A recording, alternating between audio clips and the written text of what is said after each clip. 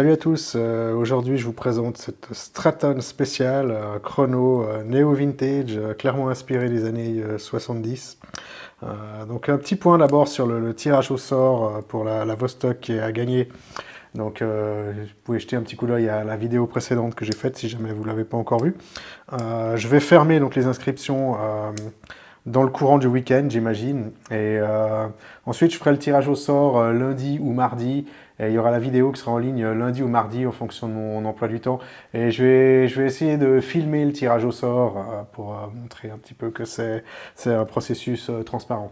Donc voilà, parlons un petit peu de cette Straton. Donc la marque Straton, c'est une micro-marque qui est un peu spécialisée dans les chronos d'inspiration vintage, un peu spécialement sur les années 70.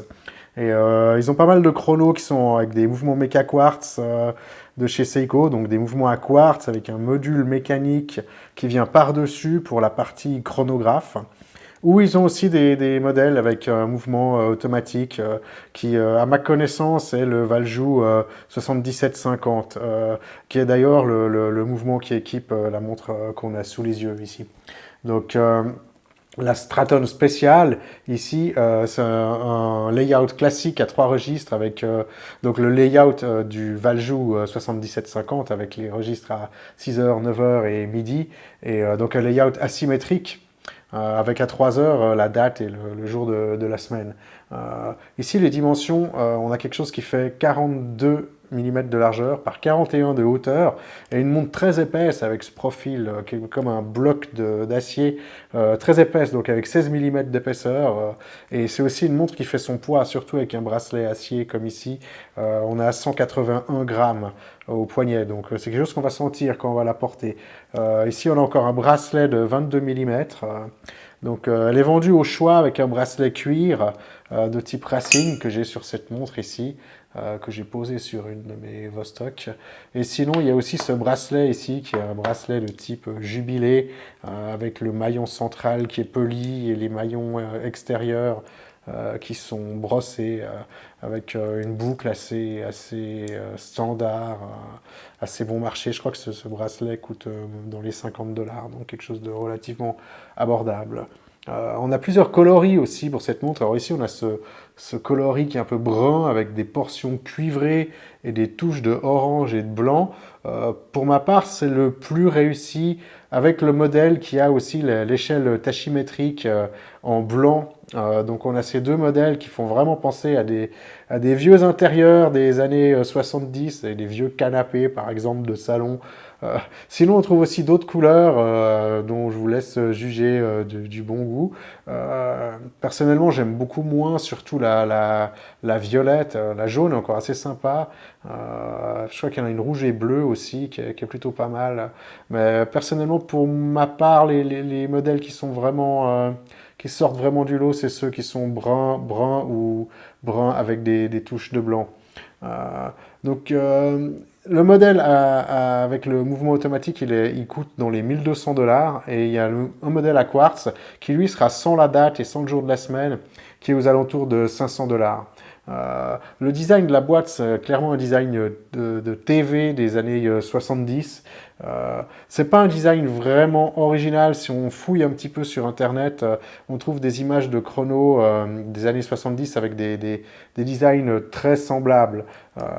Alors ici, ce qui peut surprendre, c'est vraiment l'épaisseur de la boîte, mais pour ma part, je trouve pas vraiment que c'est gênant esthétiquement. Parce que finalement, c'est cohérent avec l'inspiration des années 70. Ces montres qui étaient des fois très spéciales, avec des designs très originaux par rapport aux années 60. Et pour moi, c'est pas spécialement gênant qu'elles soient très épaisses, comme ça peut être le cas sur certains autres chronographes.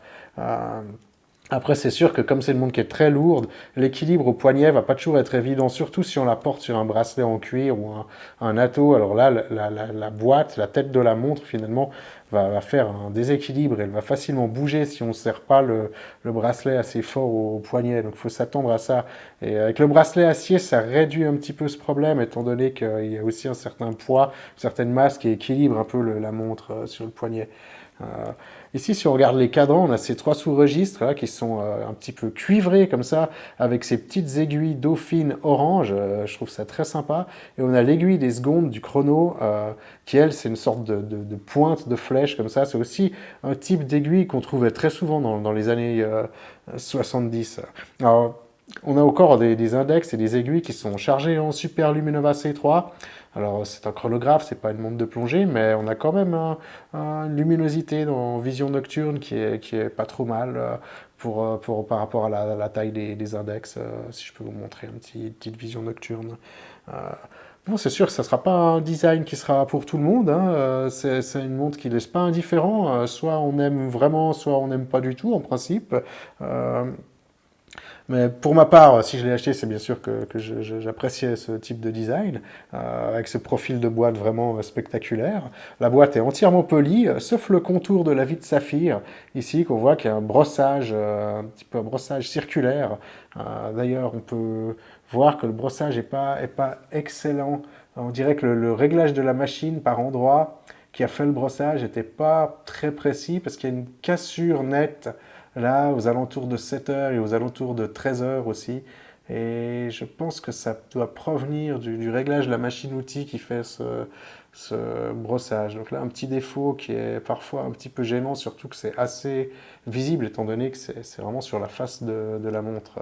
Alors on peut aussi noter que cette montre elle a une protection DLC, Diamond-like carbone, je crois que c'est ça que ça signifie, c'est un traitement de surface qui est appliqué par un traitement chimique ou par un traitement physique et qui durcit la surface. Et c'est vrai que c'est relativement efficace parce que ça fait quand même un bon moment que j'ai cette montre et elle a vraiment, je crois qu'elle a une petite raie à un endroit, donc un endroit qui a dû qui a dû percer finalement la protection. C'est une protection qui fait quelques microns d'épaisseur, mais globalement, c'est une protection qui fonctionne bien, et c'est clair qu'on voit une grosse boîte carrée comme ça, avec beaucoup de métal, qu'en plus qui est très haute, donc on va avoir beaucoup de facilité à la cogner à certains endroits.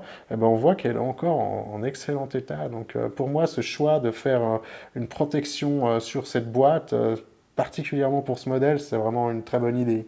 Euh, on peut encore noter ici qu'on a un verre saphir domé, donc un joli dôme qui provoque une belle distorsion quand on regarde avec un angle, quand on regarde depuis le côté. Et vraiment une très belle vitre aussi. Pour ma part, c'est vraiment quelque chose que j'apprécie, surtout cette belle distorsion qu'on voit ici. Euh, on a encore la couronne qui est assez remarquable parce qu'elle a un molletage qui est hélicoïdal et elle est signée donc avec ce logo Straton, un logo qui... On m'a fait remarquer, un ami m'a fait remarquer que ça ressemblait un peu au logo de chez Seat. C'est pas faux.